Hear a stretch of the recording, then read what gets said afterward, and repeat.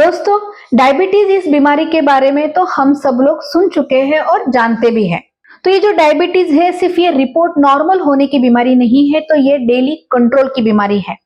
और इसलिए जब भी पेशेंट को लाइफस्टाइल मॉडिफिकेशन बताया जाता है या दवाइयां या इंसुलिन प्रिस्क्राइब किया जाता है, तो उसे 3 महीने के बाद लैब में टेस्ट करके डॉक्टर को मिलने की सलाह दी जाती है। लेकिन साथ में घर पे शुगर मॉनिटरिंग की भी सलाह दी जाती है। तो जब हम लोग रेगुलरली कुछ हफ्ते में शुगर जब हम लोग घर पे नाप रहे हैं, तो हमें उससे पता चलता है कि हमारा शुगर एग्जैक्टली किस लेवल पे है। क्या किसी खाने के वजह से हमारा शुगर बढ़ा तो नहीं, या कभी कम खाना खाने की वजह से हमारा शुगर किसी दवाइयों की वजह से कम तो नहीं हो रहा। तो ये जो रीडिंग है, घर पे शुगर नापना है, ये ना कि हमें डायबिटीज को बेटर कंट्रोल करने में हेल्प करता है, इसी के साथ साथ ये जो रीडिंग है डॉक्टर को भी हमारी दवाइयों का डोज एडजस्ट करने के लिए हेल्पफुल होता है। और इसलिए ये बहुत जरूरी है कि जब आप अपने घर पे खुद से ब्लड शुगर मॉनिटर कर रहे हैं या चेक कर रहे हैं, तो उसकी जो टेक्निक है वो सही होनी चाहिए। और आज हम लोग इसी के बारे में बात करने वाले हैं कि घर पे ब्लड शुगर लेवल कैसे चेक किया जाता है और कुछ आम गलतियां जो हमें नहीं करनी चाहिए।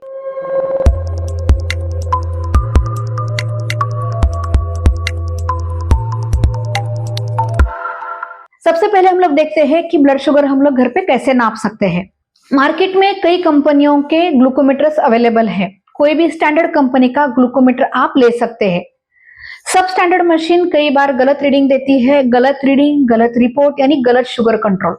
और इसलिए स्टैंडर्ड मशीन होना बहुत जरूरी है, जिसे हम लोग कहते हैं ग्लूकोमीटर। ग्लूकोमीटर मशीन के साथ एक स्ट्रिप का डब्बा आता है जिसके ऊपर एक्सपायरी डेट लिखी होती है। तो याद से आपको वो स्ट्रिप्स की एक्सपायरी डेट चेक करना बहुत जरूरी है। कुछ लोग जो घर पे रेगुलरली शुगर नहीं चेक करते, उनके घर में ये मशीन और ये जो स्ट्रिप्स का डब्बा है वो कई महीने कई सालों तक पड़ा रहता है, और इसके कारण ये जो स्ट्रिप्स की जो डेट है वो एक्सपायर्ड हो जाती है। और अगर आप एक्सपायर्ड स्ट्रिप यूज करोगे तो उससे आपको गलत रीडिंग मिलेगी।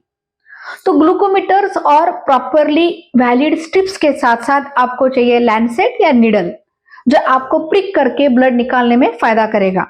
और साथ ही में रखिए आपके साथ एक कॉटन या टिश्यू पेपर। तो अब हम लोग देखेंगे घर पे शुगर मॉनिटर करने के सिंपल स्टेप्स। सबसे पहले अपने हाथ को आप धो लीजिए और उसे ड्राई कीजिए।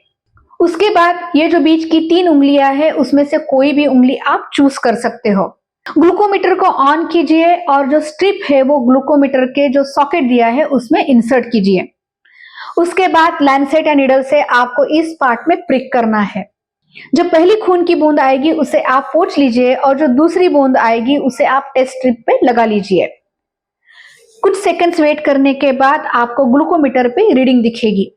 जो भी रीडिंग है वो रीडिंग आपको किसी डायरी में डेट, टाइमिंग और खाने से पहले है, खाने के बाद है, वो मेंशन करके नोट डाउन करनी चाहिए।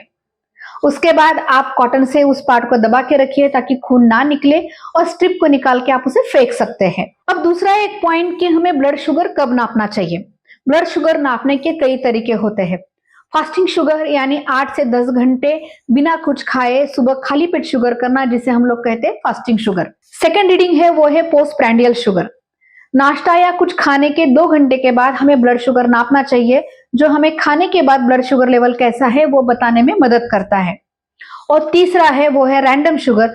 हम लोग रैंडमली शुगर कितना कंट्रोल है वो समझने के लिए, या अगर हमें कोई भी तकलीफ हो रही है जिसका कारण हमें लगता है कि लो शुगर है, तो ऐसे समय हम लोग रैंडम शुगर करते हैं।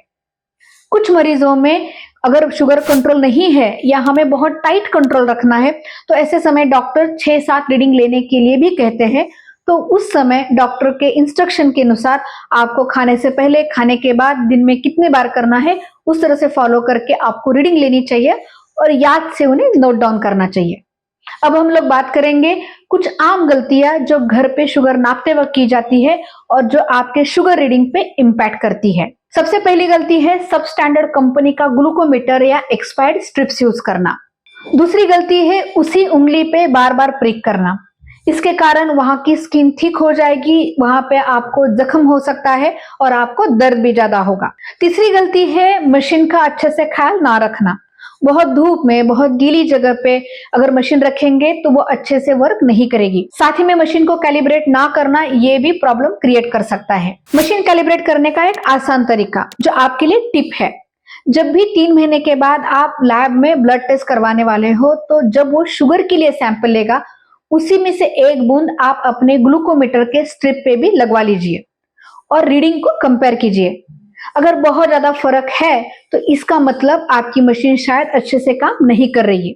चौथी गलती, शुगर नापने का जो समय है उसको अच्छे से फॉलो ना करना।